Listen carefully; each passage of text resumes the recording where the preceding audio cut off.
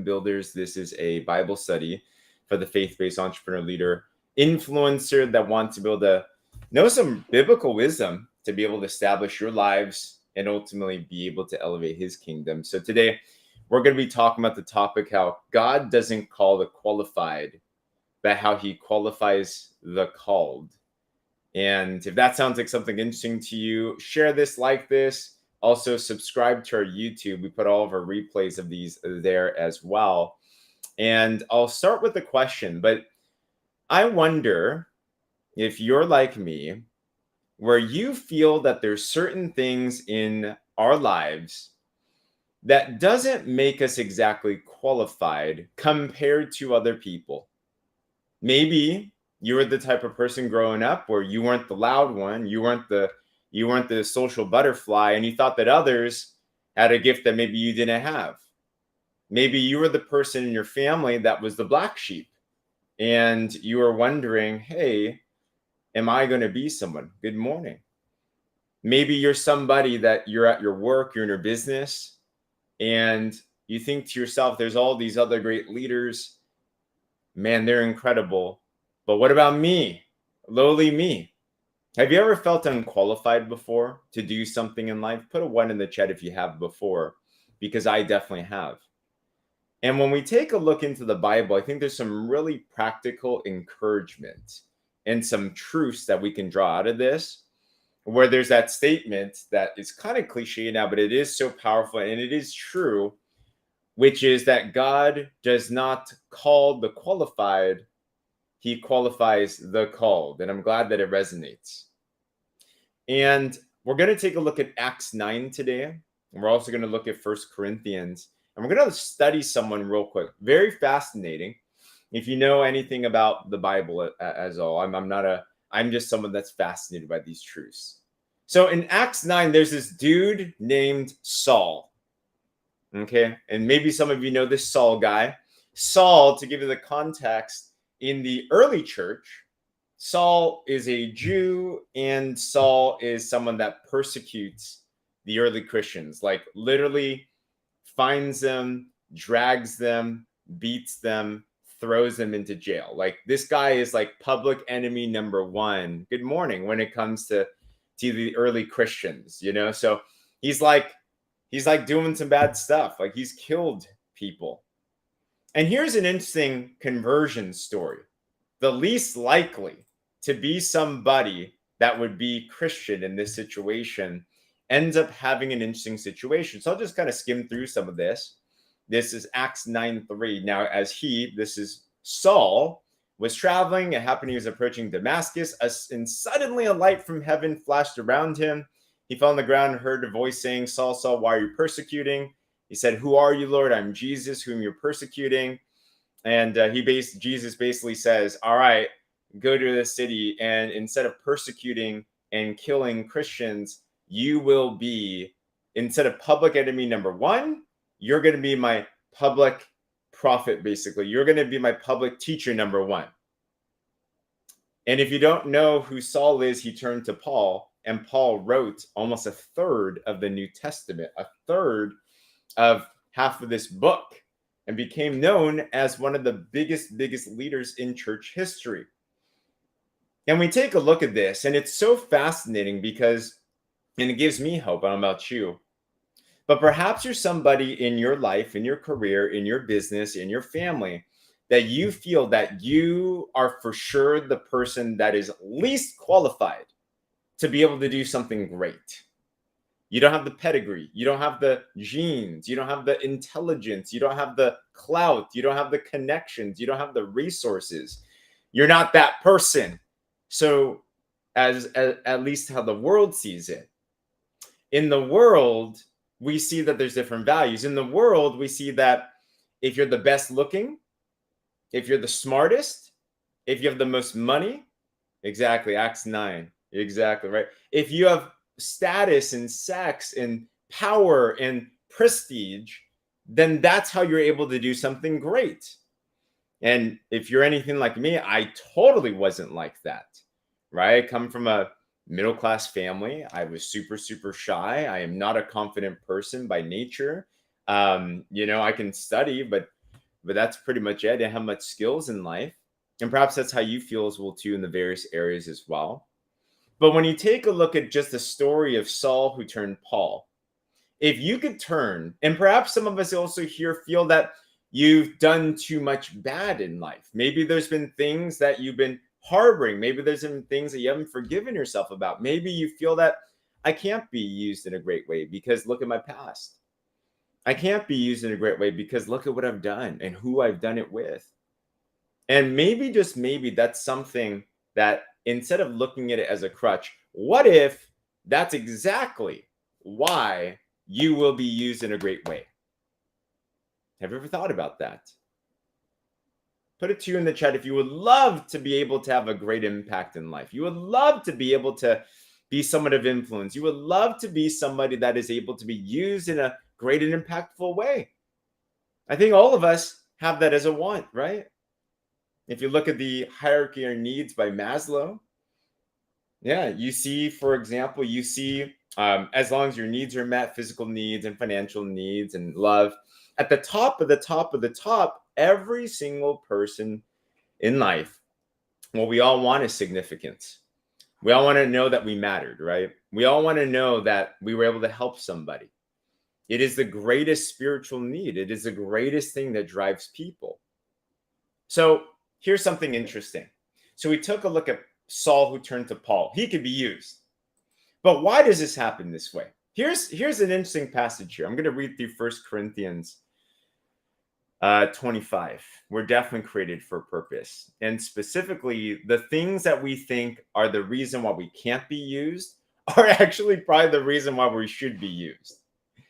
Paul ended up being the best person to talk about the early Christian church because he was the one that was the greatest persecutor.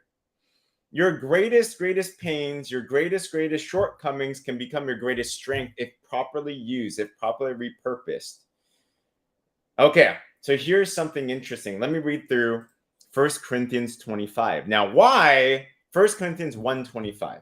This is interesting. Get this. You might think, well, really, James, like why would God do that?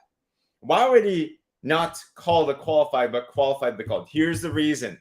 Here's the spiritual reason. 1 Corinthians 1:25. This is Paul writing this to the Corinthian church. Remember the same Paul, the same guy that we just talked about. Here it is. For the foolishness of God is wiser than mankind, and the weakness of God is stronger than mankind.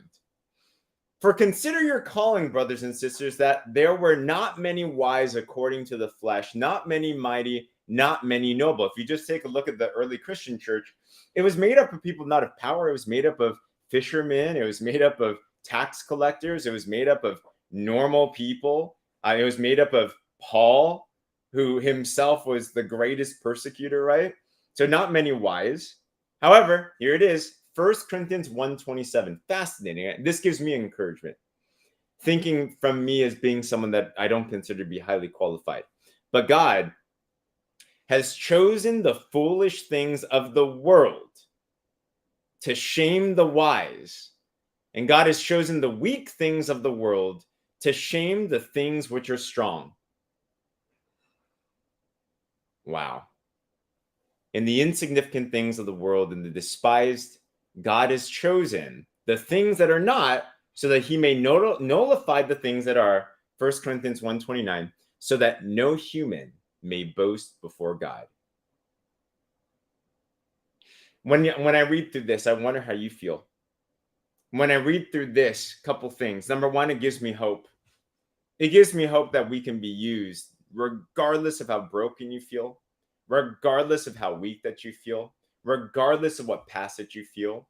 Because when I take a look at this passage, and if I'm to be honest, yeah, and I see, God has chosen the foolish things and the weak things. I consider myself foolish and weak. How about you? You're talking about like confirmation, Jackie, right? I consider myself foolish and weak, right? At least that's how my mindset is.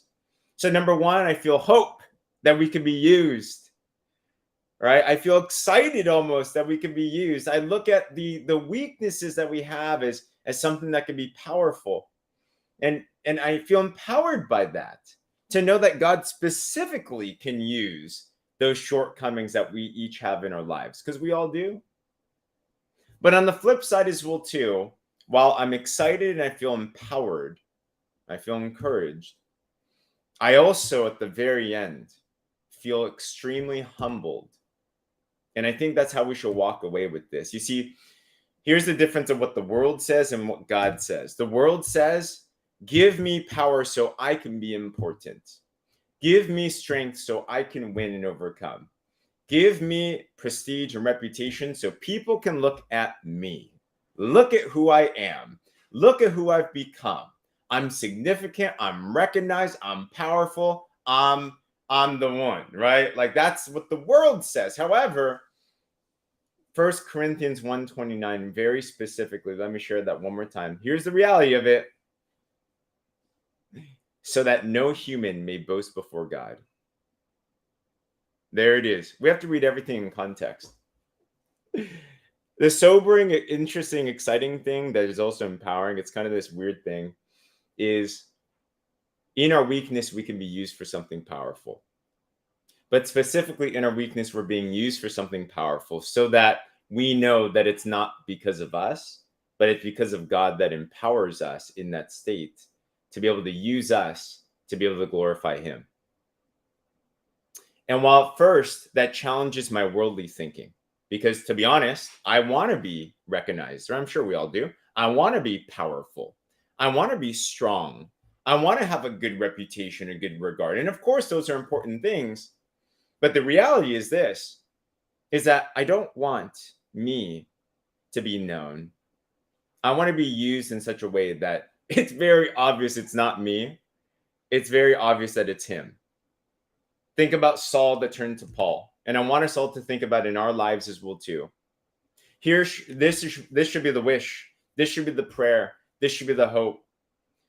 To hope and pray that God qualifies me for the call.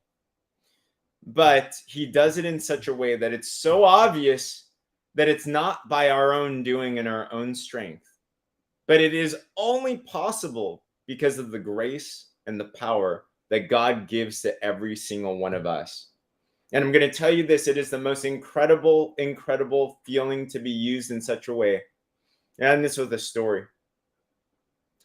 I'm in the middle of writing a book right now, right? I'll share with you guys this. I did a great interview with Lily yesterday about this. And super, super interesting. So let me share with you this cover here. And I can't believe I'm actually writing this. Okay, let me see if this pops up. Where are we at? Okay, let me make sure I got this. Share my screen. For some reason, I can't get my screen. Well, that's not helpful. I'm gonna share this. Okay, I'm gonna try it this way. Let me see if I can share my exact thing right here. Here's a preview. I see it on my end. Okay. Does this work? Does that show anything? It's just black, huh? Okay. Well, I guess I can't share that. Well, that's kind of lame. Well, I'm writing a book, and it's called The Miraculous Breakthrough Formula. The 7-day challenge biblically guaranteed to help you get unstuck and achieve the impossible. And I look at this and I'm like, I'm so excited for what this is going to do for people because I know what it did for me. And as I'm writing this, I'm like, how am I writing this? I didn't grow up someone of faith. I didn't grow up someone that understood any of these spiritual things. I would look at the Bible and I'm like, what is that? I don't get it. You know, I'm like it was not, yeah, I gotta love technology, right? It was not something that I was definitely born with at all. I would be the last person I would ever think that would ever even write something like this. But it's incredible because I can see the transformation power in what it is that we're writing here. And I know it's going to transform and impact lives. And the reality is this, is it's not me. I'm not that smart. I'm not that good. But it's an amazing feeling to be able to be used for a greater purpose. And I think each and every single one of us want that in our lives as well too. So God doesn't call the qualified. He qualifies the called. And I believe every single one of us have been called. Specifically, look in the areas of your life that you feel the least qualified for, but you feel drawn to, and start looking in that direction. Because perhaps your greatest purpose is lying right within there, as it was for Saul to turn to Paul, as it was in all these different examples that we used. So ponder that today, and I hope that that encourages you. All right. So if this impacted you, and shout out, sorry I couldn't share the book cover, but if you're interested in taking a look at that, we're going to be pre-launching it soon. Let me know. Type book in the chat, and I'll give you some more information about that. I'm excited to share that. But yeah, if you're interested in this type of stuff, we also have a Telegram group. You can find in my captions called Kingdom Builders, and take a look at what's going on. We're building a cool community here, and I appreciate the compliment. But let me end with a quick prayer for us. And we'll go on for a day. But Father, just thanks so much for bringing everyone here together. We're just thankful for this word today, this truth, that you're able to have this fall upon the right ears, that you're able to use those that are unqualified for major things. They're able to use the foolish, like me and us, to be able to confound the wise. Your kingdom is a different way. You flip things upside down, and it's great to know, because each of us, we just know that we're just not good. We're not that good. The reality is that, but that's okay. But when we live a life submitted to you, and we allow your truth to rest within our hearts, and we take action on it, it's incredible the type of transformation that you can do within our lives. And ultimately, not just so we can collect glory for ourselves, but it's such a transformative breakthrough that it ultimately glorifies you. I just pray for that type of breakthrough for every single one of my brothers and sisters that are listening to this right now, whether live or on replay. And you know the things that are going on in their life, you know the struggles, you know the fears, you know the concerns, you know the disqualifications. And today I just ask you to be able to turn those around. I ask you that you highlight those, you empower them, you transform them like a Saul to a Paul experience, and that you give them absolute clarity and power to be able to step out in bold faith, to be able to move in the direction of the calling that you have in their lives. I just ask that you're able to call them now, qualify them now for the purposes that you've designed them for. Make it very evident that it's a voice from you. I just thank you for this opportunity. In Jesus' name we pray. Amen. Hey guys, thanks so much again. And I see all the book comments as well too. So you'll see more stuff as we go on. But tune in every Monday through Friday. We go through this Kingdom Builder session. If this interested you, share this, like this, and come on again. But in that, thanks for being on. We'll talk soon.